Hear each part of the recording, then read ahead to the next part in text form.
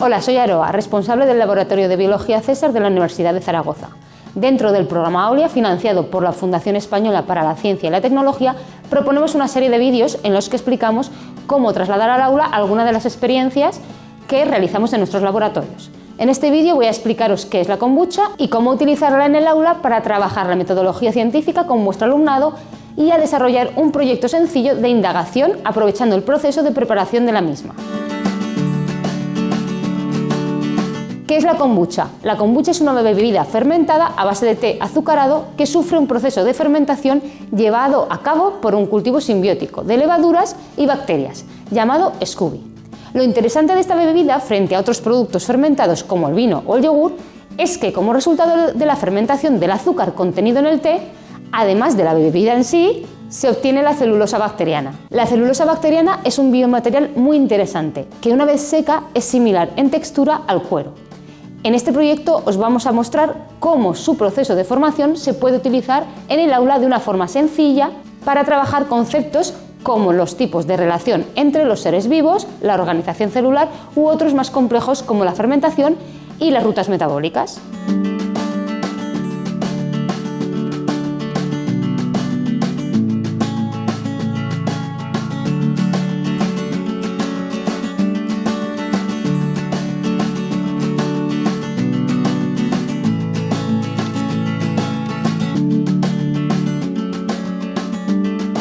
La base principal de la kombucha es el té verde con azúcar.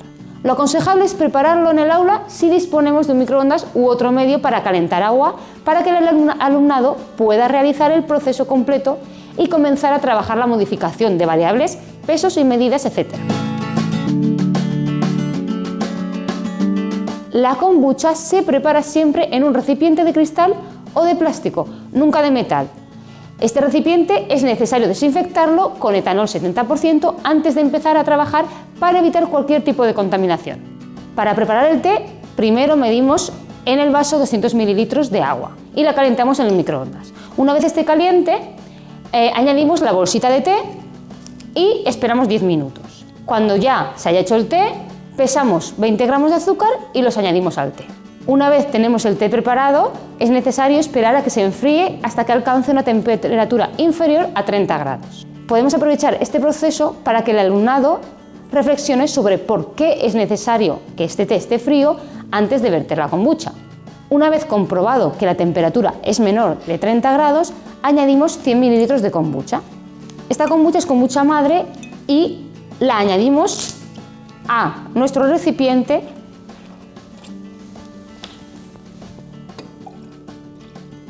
hasta 300 ml totales.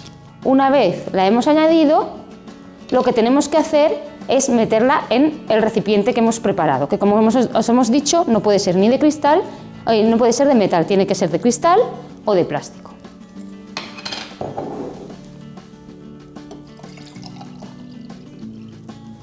Una vez lo tenemos así, lo que tenemos que hacer es buscar una tela o un papel que deje pasar el aire para poder tapar el bote.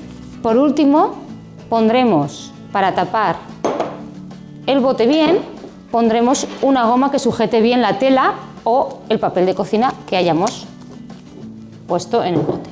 Ahora debemos dejarla reposar en un sitio alejado de la luz directa del sol a temperatura ambiente. La ideal es unos 22-25 grados y esperar sin moverlo entre 1 y 2 semanas.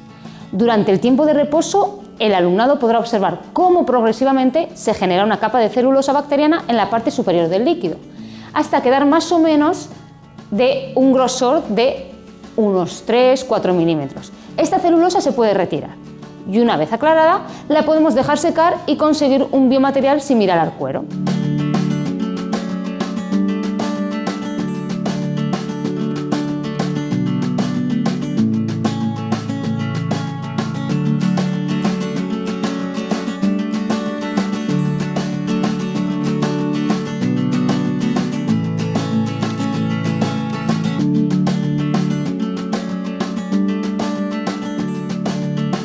De acuerdo, yo tengo aquí unas muestras preparadas para que veamos cómo quedaría. Por un lado, tengo este bote en el que se ve en la parte superior la capa de celulosa bacteriana cómo ha crecido. La forma que adquiere esta capa de celulosa es la misma forma que tiene el recipiente. Yo ahora voy a sacar la capa de aquí, de este recipiente, para que veáis cómo en un recipiente cuadrado la capa de celulosa también es cuadrada. ¿Veis? Aquí vemos el grosor de la capa. Recordad, esta capa de celulosa es la que pondríamos a secar una vez lavada con agua y jabón, y una vez seca tendríamos una textura parecida al cuero. Yo me he traído aquí una muestra para que la veáis cómo quedaría seca, ¿de acuerdo?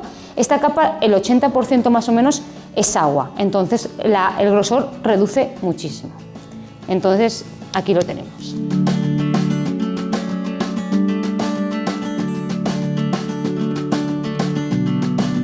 Ahora vamos a hablar un poco de la aplicación didáctica. La kombucha en sí misma nos sirve para introducir contenidos sobre levaduras y bacterias, sus vías metabólicas y cómo la capa de celulosa es un testigo del crecimiento de los microorganismos en el líquido.